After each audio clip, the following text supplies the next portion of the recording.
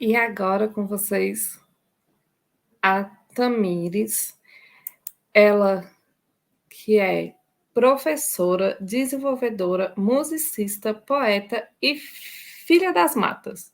Para ela não existe crescimento que não passe por uma mulher preta. Hoje, Tamires atua como desenvolvedora de software na TogWorks, consultora global de tecnologia. Também faz parte da organização de um grupo formado por mulheres que atuam na área de TI, visando promover e incentivar o ingresso de mais mulheres na área. Oi, Tamires, bem-vinda. Olá, boa tarde. Vocês estão me ouvindo bem? Uhum. Então tá bom, vou me descrever. Sou Tamires, sou uma mulher negra. Estou usando tranças nesse momento, um fone de ouvido, uma camisetinha laranja, um fundo branco com 2 prateleiras e alguns cubos e livros dispostos atrás. Só deixar minhas notas aqui, acho que a apresentação já tá show. Começando então, nós vamos falar hoje sobre técnicas de Clean Code aplicadas no BrightScript. Mas antes de entender o que é BrightScript, vou falar mais um pouquinho sobre mim. Mudo mais de cabelo do que os climas de São Paulo em um só dia, como vocês podem ver na foto. Eu tô com o cabelo mais curtinho. No slide tem uma foto segurando uma caneca com um cubo mágico, que é a minha grande paixão, e no fundo uma tela com um desenho que parecem cubos mágicos também. Além disso, já falei isso, vou repetir, amante de cubos mágicos e amante de esportes e de bolo. Sou apaixonada por bolo, os meus amigos aí e amigas que estão assistindo já sabem muito bem disso, então espero que todo mundo esteja se lembrando que falta pouquíssimo tempo para o meu aniversário também. Seguindo, Clean Code. Talvez em alguns momentos eu vou olhar para o lado, porque eu estou me apoiando aqui com uma outra tela, mas sempre com foco em todas vocês. Uma breve introdução. Essa apresentação foi pensada a partir da leitura do livro de Robert Martin, Clean Code, que para pessoas desenvolvedoras de software funciona como um grande manual de boas práticas para o desenvolvimento de códigos simples e eficientes. Tem uma citação do Martin nesse livro que eu gosto muito, que é: provavelmente existem tantas definições como existem pessoas programadoras. Então, se a gente fosse pensar numa definição fechada sobre Clean Code, seria impossível, assim como é impossível definir somente como uma pessoa desenvolvedora é. Então, o Clean Code é um livro que tem uma leitura muito extensa e, por vezes, muito densa. Então, nessa apresentação, seria impossível tratar de todos os pontos que envolvem a escrita de códigos eficientes, de códigos limpos e boas práticas. Então, eu decidi fazer um pequeno recorte e mostrar alguns exemplos que ficam mais gritantes aos olhos de pessoas desenvolvedoras que olham para um código e de cara olham assim: nossa, realmente isso daqui tem alguma coisa estranha. Então, seguindo. Mas então, o que é BrightScript? Aqui nesse slide tem um GIF assim da Nazaré fazendo várias contas e eu vou explicar um pouquinho sobre o que é isso. BrightScript é a linguagem de programação utilizada para o desenvolvimento do Roku, que é um aparelho que transforma TVs comuns em Smart TVs, que oferece dessa forma acesso a streaming de conteúdo e mídia de serviço online.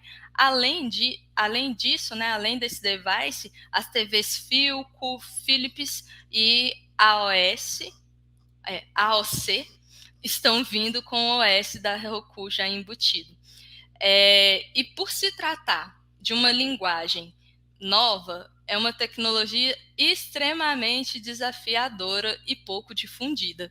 Por quê? Porque para BrightScript não adianta a gente jogar ali como fazer um map em BrightScript e ir lá para o Stack Overflow. Simplesmente não existe isso. Então, é uma linguagem que exige muita pesquisa, muito tempo, muita paciência. E com o objetivo de trazer boas práticas durante o desenvolvimento, né, durante a escrita ali do meu código, eu me apoiei na leitura desse livro, que versa sobre boas práticas, sobre códigos eficientes, sobre como ter um caminho mais tranquilo na programação, independente da linguagem que você esteja trabalhando. Seguindo, BrideScript e os seus desafios. Como eu disse anteriormente, trabalhar com BrideScript é um tanto quanto desafiador, porque essa linguagem não nos oferece estratégias técnicas suficientes para que a gente se livre de algumas ciladas ali durante o desenvolvimento do código, o que pode ocasionar o desenvolvimento de códigos que não sejam tão nítidos e que também não se apoiem tanto em boas práticas. Aí nesse slide tem um GIF de uma mulher preta olhando toda animada para uma tela e perdendo brilho no olhar à medida que vai lendo. Essa foi a minha sensação no meu primeiro dia de projeto, olhando para esse código, quando me disseram que não tinha nada no Stack Overflow, que se eu procurasse alguma coisa na internet eu não ia conseguir me apoiar além da documentação, que por vezes não é tão nítida. Então, é um desafio assim muito grande, mas como uma boa pessoa desenvolvedora que sou, topo, vou e só bora. Seguindo, então. Eu separei alguns exemplos do código que eu trabalho hoje. Eu sou desenvolvedora da ThoughtWorks. Atualmente, nós trabalhamos com uma cliente, né, com a Globo, e a gente desenvolve o Roku para o Globoplay. Então, eu peguei alguns exemplos, mudando algumas informações para a gente conversar hoje. E o exemplo que eu trouxe é de códigos aninhados. Como talvez não fique tão nítido o print que eu tirei aí na tela, mas nessa tela tem um bloco de if que está dentro de um método que é muito extenso e que já traz alguns problemas. Mas nesse exemplo especificamente, a gente pode ver o aninhamento de ifs, que é um bloco de if, como se abrisse um if, e dentro desse if tivesse outros vários ifs e elses dentro do escopo de um if só. E isso é muito ruim, porque dificulta a leitura do nosso código, confunde, não é um código que você olha assim e você entende o que o if está fazendo, porque tem várias informações, vários outros ifs ali dentro, e isso faz com que o seu processo diante da escrita do código, ou entender ou debugar esse código ali, fique confuso demais, porque tem um excesso de informação que não precisava estar assim, né? Necessariamente nessa parte. A gente poderia ter dividido esses ifs, quebrado, sei lá, em outras classes, para que essa leitura ficasse mais nítida ao longo do nosso código. Então, quando a gente trabalha com algo complexo, com algo que já é desafiador, como eu disse que a linguagem do BrideScript o melhor caminho sempre vai ser a simplicidade, né? Então, mesmo que depois você refatore o código para uma solução mais, como eu posso dizer, mais sofisticada, é melhor seguir o caminho da simplicidade do que fazer um blocão com várias informações dentro que alguma pessoa vai olhar e vai ficar ali alguns minutos tentando entender o que acontece. E aí, nem sempre, depois do seu projeto estar rodando, estar crescendo, você vai conseguir refatorar isso facilmente. Então, quando nova, já pensa nisso, que vai facilitar muito para quem vai pegar o código e entender, e vai facilitar para você, que vai ter que voltar nesse código e depois de já ter feito milhões de outras coisas, entender o que está acontecendo ali. Seguindo. Números mágicos, aí tem até um gifzinho do Bob Esponja apresentando um belo arco-íris. Nesse slide tem um print com uma parte de um código que tem um número solto. Tem um 8 aqui multiplicado por um 4, e eu simplesmente não sei o que esse número quer dizer, né? O que esse número diz para a gente? De onde ele vem? O que significa? Então, não é a forma mais ideal de se aplicar números assim dentro do seu código. Sempre que a gente precisar usar número, a melhor forma vai ser guardar dentro de uma variável e utilizar essa variável no lugar de você só jogar esse número lá. Além de o seu código ficar mais nítido, mais simples de ser entendido, você coloca esse número guardado dentro de uma variável que diz exatamente o que ele está fazendo. E outra, quando você precisar buscar a referência desse número do código, vai ficar muito mais fácil buscar do que digitar lá na busca um 8, e aí podem aparecer vários milhões de 8, dependendo do tamanho do código, do projeto que você estiver trabalhando. E se você buscar pelo nome, vai estar muito mais simples e mais fácil de se entender. Então, por favor, não usem números mágicos, porque quando eu me deparo com isso no projeto ou em códigos que eu estou lendo, eu acho que qualquer outra pessoa desenvolvedora gasta um tempinho ali entendendo o que aquilo está de fato fazendo, que soma que é aquela, do que somente você guardar esse número dentro de uma outra palavrinha ali, dentro de uma variável. Seguindo, espero não estar falando tão rápido. Funções grandes demais. Gente, esse exemplo é muito bom.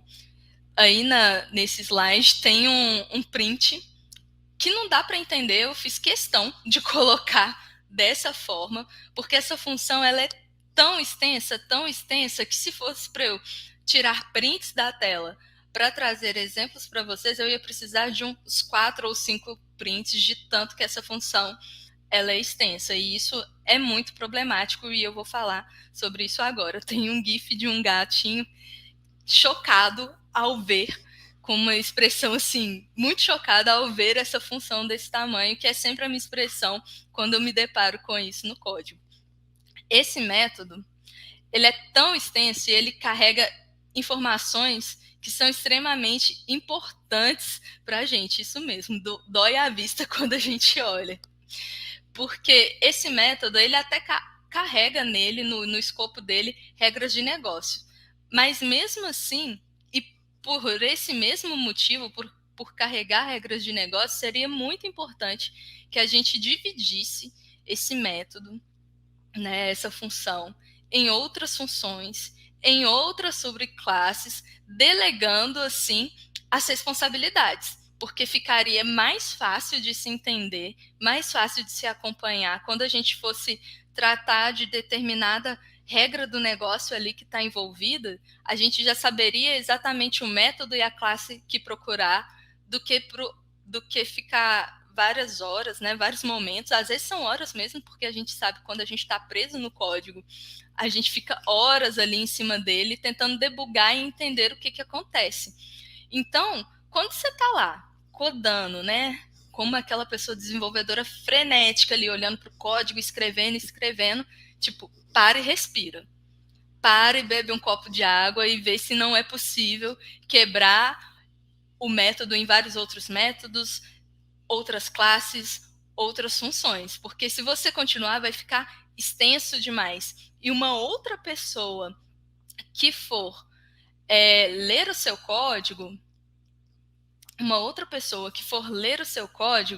vai gastar muito mais tempo entendendo o que está acontecendo, se for precisar usar essa função, sabe, os links que vão precisar ser feitos, vai ficar extremamente confuso e desgastante, além de sobrecarregar a nossa aplicação.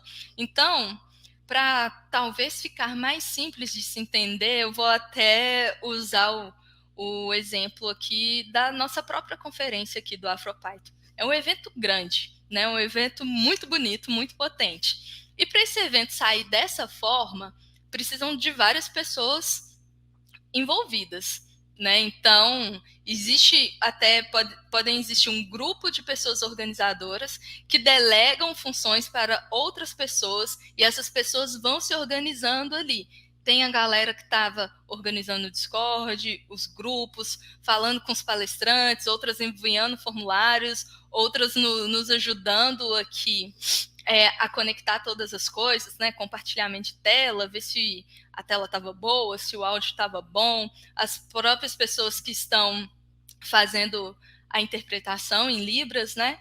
Então, foi necessário delegar várias funções. e quando, para que acontecesse esse evento e que ele saísse da forma mais perfeita possível ou próximo da perfeição, que é, quando a gente vai construir o código, é exatamente a mesma coisa. Você não vai conseguir fazer sozinho uma função ou um método ali sobrecarregado de várias informações, de várias regras de negócio, vai ficar muito sobrecarregado e vai ser difícil depois distribuir isso.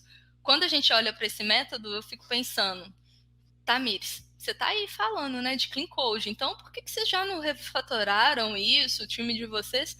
Porque depois que está pronto, que está extenso, que a aplicação está em produção, fica muito difícil. Eu não vou lá quebrar Roku, parar o Globoplay dos usuários de Roku para refatorar todo um método. O que ocorre quando a gente pode aplicar essas técnicas de clean code é assim, voltamos nesse método, voltamos nessa função, vamos ver o que pode ser feito aqui. Será que eu consigo dar uma quebradinha? Será que eu consigo delegar uma responsabilidade aqui para um método, para uma classe que não está tão sobrecarregada e que vai ser mais efetivo para o meu código? Assim a gente vai construindo, porque quando o código é extenso, é um código legado, não tem como você destruir tudo, às vezes, e começar do zero. Então, você tem que ir pouco a pouco, escada na escada, né? Degrau a degrau, para construir o código e, assim, tentar contornar de uma forma que fique mais fácil, mais entendível, que a sua aplicação fique menos sobrecarregada e que, né, qualquer pessoa que pegue o seu código consiga entender o que está acontecendo ali. Show, galera?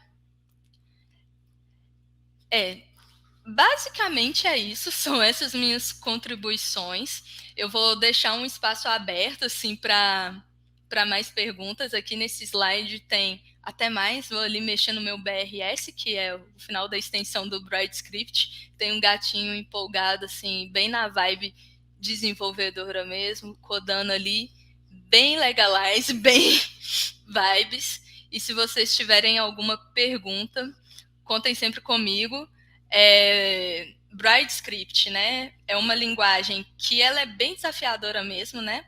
Ela é nova, mas por ser desafiadora, é algo que me faz brilhar os olhos. Todos os dias eu olho para o meu código e eu penso, eu não estou entendendo o que está acontecendo aqui, mas tudo bem, eu vou seguir, porque no final do dia eu vou estar que nem o GIF que eu falei do Bob Esponja, com o arco-íris brilhando, porque eu descobri uma forma nova de fazer algo que ninguém fez ainda, sabe? Que ninguém conheceu. Tem pessoas no meu time que já tem quase 10 anos de carreira e ainda assim é desafiador para essas pessoas. Então, com paciência, com um pouco de desespero, com vibes e com muita empolgação e GIFs, como vocês podem ver, a gente consegue desenvolver e alavancar e construir produtos incríveis.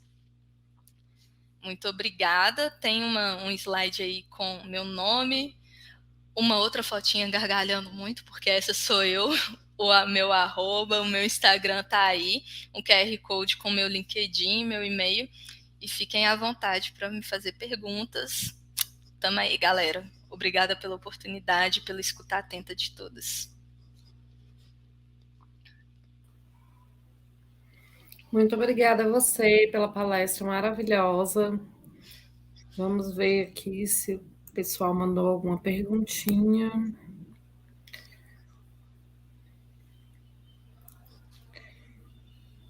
Eu tenho uma pergunta para você, porque eu fiquei muito curiosa.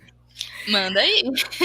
De onde surgiu o seu interesse nessa linguagem? Eu confesso que eu nunca nem tinha ouvido falar. Então, geralmente, eu até falo com os meus colegas de time assim que Bright Script, né? O que é isso? Né? Tô aqui louca para trabalhar com isso, que não tem nem documentação direito no site. Mas surgiu a oportunidade de trabalhar nesse projeto da Globoplay. E aí era para esse time que desenvolve esse device específico, que é esse aparelho da Roku.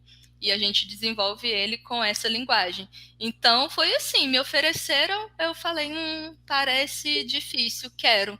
Que pessoas desenvolvedoras são meio assim, né? Nem Um gosta de problema aqui, desafio, né? nem gosto, então é aqui que eu vou entrar mesmo. E foi assim, e para mim foi uma surpresa, porque eu fiquei pensando, tá, o que eu vou aplicar, assim, das coisas que eu estudo, né? Não conheço nada disso. E aí, assim, quando você olha, tem muita coisa para ser aplicada mesmo de Clean Code. Você vai desenvolvendo outras habilidades, né? Habilidade de pesquisa mesmo, de ser um exímio pesquisador e resolvedor de problemas e muita paciência. Mas é extremamente gratificante, assim, no final do dia, ver que a pesquisa e buscar soluções, assim, extremamente criativas e simples resolve o seu problema do que algo muito rebuscado. Legal, gostei. Temos aqui uma perguntinha para você. Você acha que a prática do código limpo está crescendo entre as pessoas desenvolvedoras? Sim, eu acredito que sim, porque pessoas desenvolvedoras vivem em comunidades, né? Aqui no Afropython nós somos uma grande comunidade. E assim, se eu escrevo meu código pensando que uma outra pessoa, amiga minha, vai pegar esse código e que vai transformar, e se eu escrever com uma boa prática, aplicando Clean Code, isso vai ficar mais fácil para outra pessoa mexer e dar manutenção, é muito mais fácil para mim seguir essa linha do Clean Code mesmo e escrever código limpo. Igual eu falei na apresentação, quando você está com um código que já está pronto, às vezes é um código legado, vai ficar muito mais difícil de ser aplicado, mas não impossível. Com as refatorações ali, a gente vai balanceando e vendo que é possível ser feito. Temos mais uma perguntinha aqui. Tamires, o que acha da combinação de testes e código limpo? Eu acho perfeita. Assim, no meu projeto mesmo, tem pessoas do meu time aí assistindo, eu sou uma exímia defensora de TDD e de testes, e eu acho que se a gente faz um teste simples e eficiente, limpo, aplicando práticas de Clean Code mesmo, vai ajudar no desenvolvimento ali no escopo do seu código. Então, uma coisa está bem coladinha com a outra, sabe? Porque às vezes a gente vai fazer uma refatoração num código que tinha alguns problemas aplicando práticas de Clean Code e você vai ter que realmente escrever o seu código, o seu teste ali de novo, dando uma limpada nele, melhorando o que for possível ali. Obrigada. Temos aqui só mais um comentáriozinho, não é nem uma pergunta. Adquiri o livro recentemente e muito do que foi falado aqui já me abriu a mente para ler, interpretar os conteúdos de outra maneira. Show demais. Valeu, Maicon. Continua aí com o livro, que ele é o nosso livro de cabeceira. Todo dia dá uma olhadinha para ele ali, que sempre vai ter alguma coisa. Obrigada mais uma vez, foi ótimo escutar você falando.